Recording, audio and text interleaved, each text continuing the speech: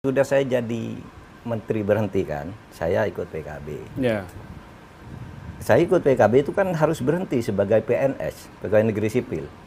Seharusnya kan karena Gus Dur minta saya, ya saya minta pensiun dini, lalu saya ikut Gus Dur. Nah Pak Luhut tuh tanya, tiap minggu saya akan dari Jogja Jakarta.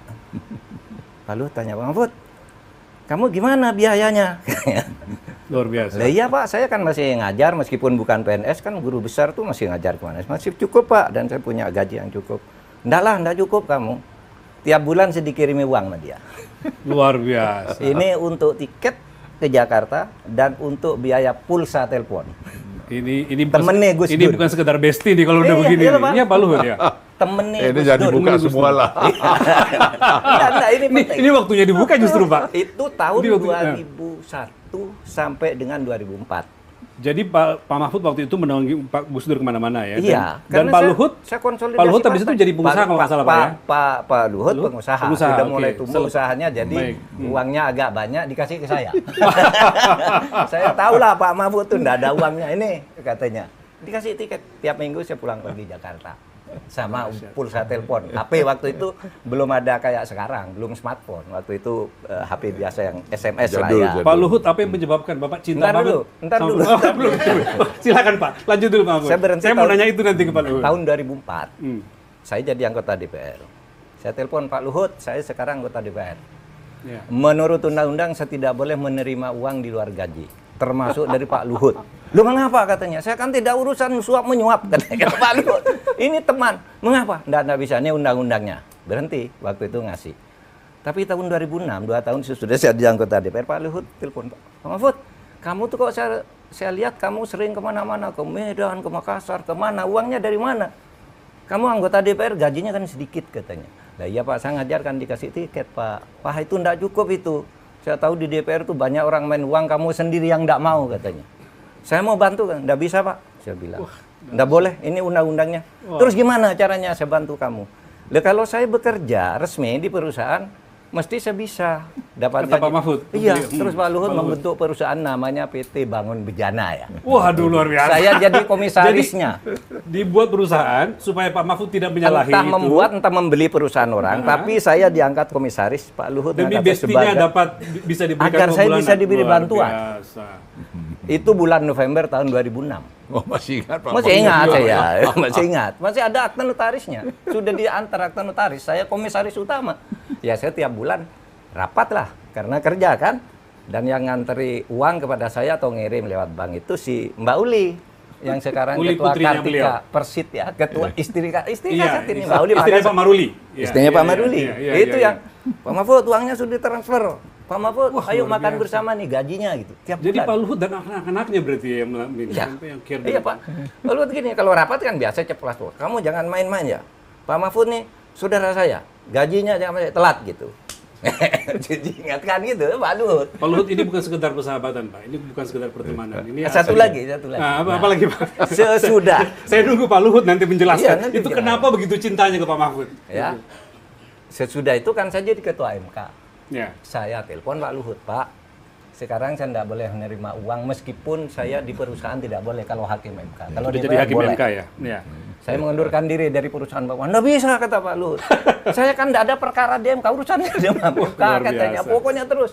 Tapi pada akhirnya saya tetap mengundurkan diri. Nah sejak itu saya berhenti dari bantuan-bantuan Pak Luhut secara langsung kayak gitu. Karena saya disiplin aturan, saya tidak boleh nerima. Kalau saya nerima diam-diam kan gampang kan. Datang aja ke Pak Luhut kan. Iya. Tapi saya aturannya tidak boleh kok gitu. Jadi, Nah. ya. Jadi Pak Luhut, terlepas bahwa Pak Mahfud itu miskin Pak, gitu tadi maksud saya. Cukup lah, ada Bantuannya miskin. ini agak berlebihan Pak. Apa yang mendorong Pak Iya. Luhut sampai sebegitunya memperhatikan sahabat sejati ya, ini? Sebenarnya ya Pak Mahfud memang, ya gimana, Gus Dur itu sama Pak Mahfud kan sayang banget gitu.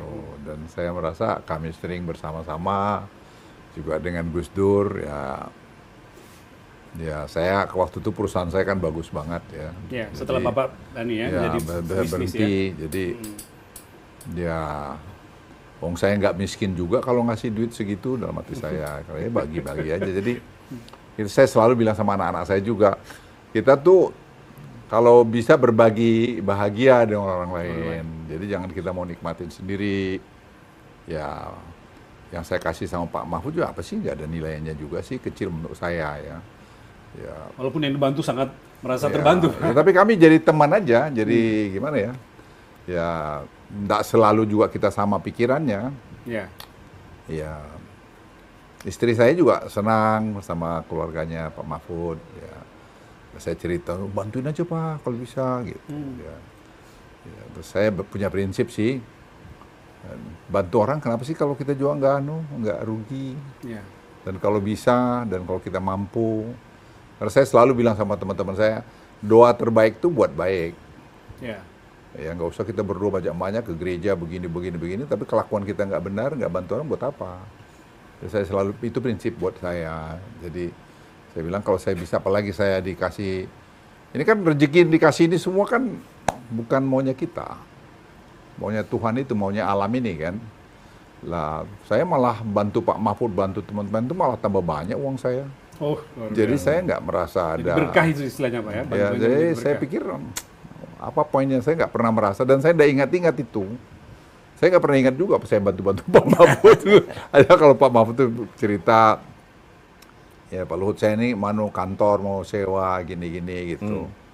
Ya. Jadi sewakan kantor Yang di sini. kantor kita ini. Terus saya baru bilang, tahu saya Pak. Iya, Ya, kantor bagus itu. Kantor Bang. bagus itu dari Saya Pak waktu Luhut. itu saya tanya berapa, beres Pak Mahfud, tenang aja nanti kita sewain lah, gampang gitu. Tapi saya nggak pernah ada sama Pak Mahfud ya nggak pernah. Ya.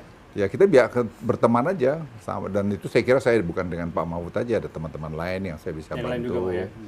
Ya kadang-kadang banyak kan yang kita tuh kadang-kadang nggak bersyukur ya, bahwa kita tuh dikasih sehat, Betul. dikasih rezeki banyak, bawa sharing gitu sama orang lain yang susah. Kan banyak teman kita yang susah. Iya ya. Ya, Waktu jadi- itu ya Pak, itu para jenderal-jenderal pensiunan yang Senior-seniornya setengah Pak Mahfud, nganggur itu Pak Luhut. kerja di mata Pak Luhut lah, dikasih uang Pak Luhut. Kan pensiunan tentara pensiunnya kecil kan, jadi mereka. Presiden tentara tuh jalan tuh kan cuma 4 juta. Iya. Ya, Pak Luhut kurang dikasih. 4 juta. Jadi ya Dikasih ya dipasang sebagai komisaris ini, swasta ya, bukan komisaris itu, Ya. perusahaannya Pak Luhut.